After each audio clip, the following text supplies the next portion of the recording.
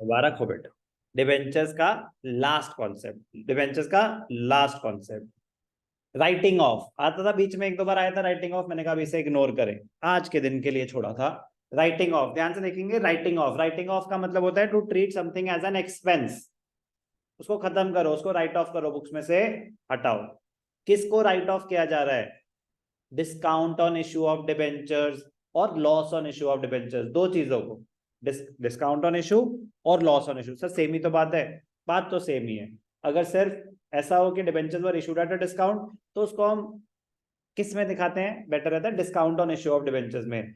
लेकिन जो premium on redemption है उसको हम दिखाते हैं लॉस ऑन इश्यू में।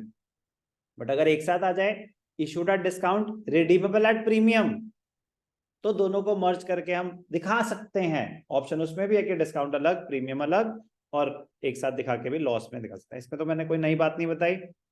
अब वो जो लॉस है उसको राइट ऑफ कैसे करेंगे? सर ये राइट ऑफ का मतलब क्या है? जैसे अभी इंटरेस्ट जो था, इंटरेस्ट को राइट ऑफ कैसे कर रहे थे?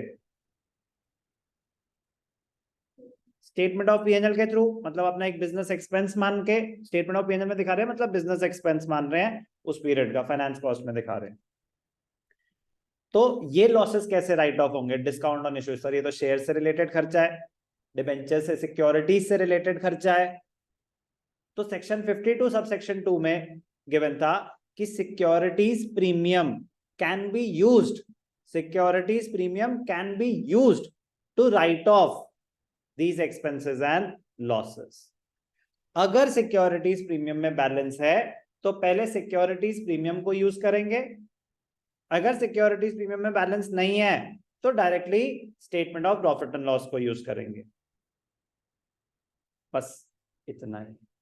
राइटिंग ऑफ की एंट्री होती है securities premium debited, statement of profit and loss debited to, जो भी आप लॉस राइट ऑफ करें, डिस्काउंट ऑन इश्यू तो discount on issue, loss on issue of debentures तो to loss on issue of debentures. बस ध्यान क्या देना है? सीक्वेंस। पहले सिक्योरिटी और कुछ भी यूज नहीं हो सकता, पहले कैपिटल रिजर्व यूज हो सकता था, अब नहीं हो सकता। सिर्फ और सिर्फ सिक्योरिटीज प्रीमियम और statement of profit and loss के थ्रू ही राइट ऑफ किया जा सकता है। अब फॉर एग्जांपल आपका लॉस था 50,000, सिक्योरिटीज प्रीमियम में बैलेंस पड़ा हुआ है 1,00,000, तो राइट ऑफ करने की एंट्री क्या होगी?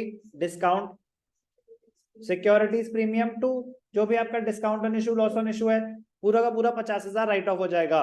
और सर जो सिक्योरिटीज प्रीमियम में बैलेंस पड़ा हुआ है वो पड़ा रहेगा, वो पड़ा रहेगा। अगर सिक्योरिटीज प्रीमियम सफिशिएंट है आपके लॉस को राइट ऑफ करने में, तो उसी के थ्रू लॉस राइट ऑफ हो जाएगा। स्टेटमेंट ऑफ पीएनएल में और नया एक्सपेंस ही नहीं हुआ, पहले सिक्योरिटीज प्रीमियम को यूज करूंगा। लेकिन अगर आपका लॉस था 50,000, सिक्योरिटीज प्रीमियम में कुछ नहीं है, तो पूरा पीएनएल के थ्रू, इसमें भी कोई डाउट नहीं। लॉस था 50,000 और सिक्योरिटीज प्रीमियम में है 20,000, यार 20,000 सिक्योरिटीज प्रीमियम को डेबिट कर दो, 30,000 statement of profit and loss को डेबिट कर दो, टू डिस्काउंट और लॉस ऑन इश्यू 50,000। कोई भी डाउट?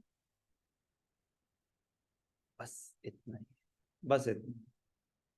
अब ध्यान से सुनना, जितना भी लॉस है वो फर्स्ट ईयर के एंड पे ही राइट ऑफ हो जाएगा। तो जो भी आपने डिबेंचर्स इशू करे हैं उस टाइम पे आपको दिख गया लॉस कितना है, वो फर्स्ट ईयर के एंड पे ही, फर्स्ट ईयर के एंड पे ही राइट ऑफ हो जाएगा।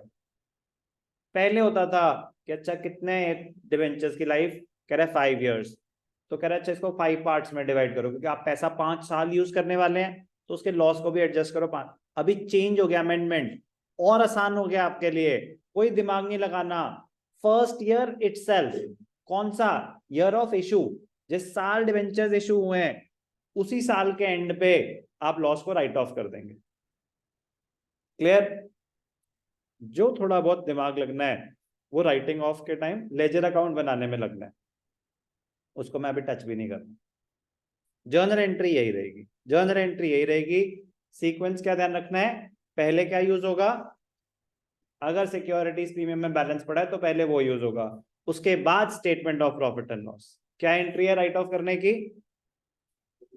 Securities premium debited, statement of profit and loss debited to discount on issue और loss on issue of debentures, securities premium अगर होगा तो ही यूज होगा। कोई डाउट?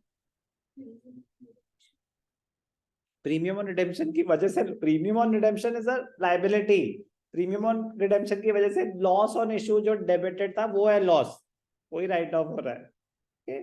कोई डाउट?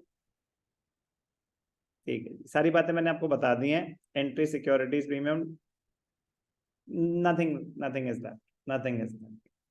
जर्नल एंट्री भी आप अपने आप पास कर ही लेंगे। अब ध्यान से देखना, on 1 April 22 Amro limited issued 10,000 9% debentures of ₹100 each at a discount of 10%, redeemable at par after 5 years। मैं कह रहा हूं आफ्टर 500 years हो, उससे कोई फर्क नहीं पड़ता, हम तो इशू ऑफ डिबेंचर्स कर रहे हैं, रिडीमेबल एट पार है। ठीक है जी, 10,000 मतलब 10 लाख के डिबेंचर्स हैं, तो डिस्काउंट कितना है? 10 लाख का 10%, 1 लाख, सुना ही थाउजेंड में दे रहा था, 1 लाख, ठीक है ना।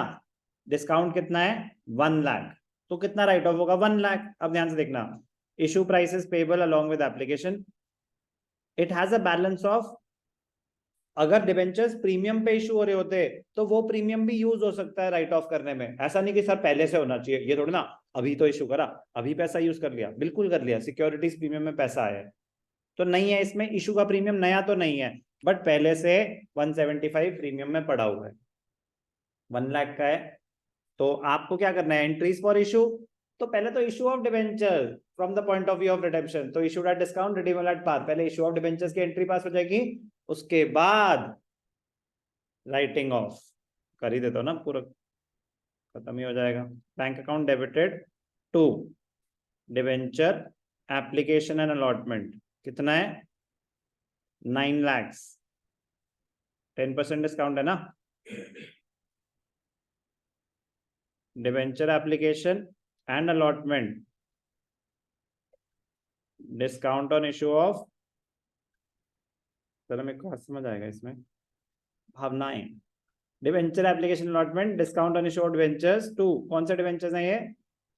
9% डिबेंचर्स, 9% डिबेंचर्स 10 लाख, 9 लाख, 1 लाख। अब ये जो 1 लाख है, कोई डेट दे रखी है? ये 1 April है, राइटिंग ऑफ होती है at the end of the year 31 March 22। Securities premium debited to discount on issue of debentures. कोई भी डाउट? सर अगर सिक्योरिटीज प्रीमियम में होता 50,000 और 50,000 कैपिटल रिजर्व में, तो पहले सिक्योरिटीज प्रीमियम यूज करते फिर कैपिटल रिजर्व यूज करते। कैपिटल रिजर्व यूज नहीं कर सकते सर, फिर उन्होंने हमें क्यों दिया है? कंफ्यूज करने के लिए, क्योंकि पहले यूज कर सकते थे, अभी नहीं कर सकते। क्लियर है एंट्री? मैं अकाउंट भी बना रहा हूं, बहुत आसान है, बहुत आसान है, प्लीज ध्यान से सुने। लेजर अकाउंट है किसका? डिस्काउंट ऑन इशू का। तो क्या एंट्री आई? Discount on issue to 9% debentures, discount on issue 1 April, discount on issue to, कौन से डिबेंचर्स हैं? 9% डिबेंचर्स, कितने डिस्काउंट? 1 लाख। दूसरी एंट्री क्या है? Securities premium. सर ये स्टेटमेंट ऑफ P&L तो नहीं है बेटा, मुझे डराओ मत, सिक्योरिटीज प्रीमियम, ठीक है ना। तो यहाँ पे क्या आ जाएगा? 31 March बाय सिक्योरिटीज प्रीमियम, कितना? 1 लाख, खत्म। ये है लेजर अकाउंट। कोई दिक्कत? फ्री के मार्क्स हैं, बट फ्री कुछ नहीं होता, मेहनत करके पहुंचे हम यहाँ तक, ठीक है ना। मेहनत करके पहुंचे, मतलब कितने पहाड़ चढ़े थे शेयर्स, तो डिबेंचर्स तो मजाक है, मजेदार है।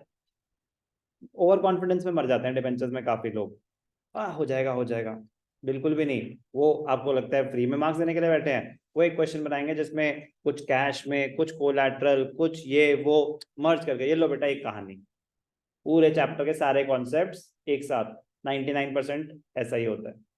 तो क्या हो गया? छोटे छोटे कॉन्सेप्ट हैं, स्टोरी को ब्रेक करना आना चाहिए, स्टोरी को ब्रेक करना आना चाहिए। सर एक साथ इतना कुछ नहीं, आप फुल स्टॉप पे रुक जाओ ना, पढ़ लिया एक बार ही बस, ठीक है। अब स्टार्टिंग से दोबारा पढ़ो, 1 ट्रांजैक्शन एट अ टाइम।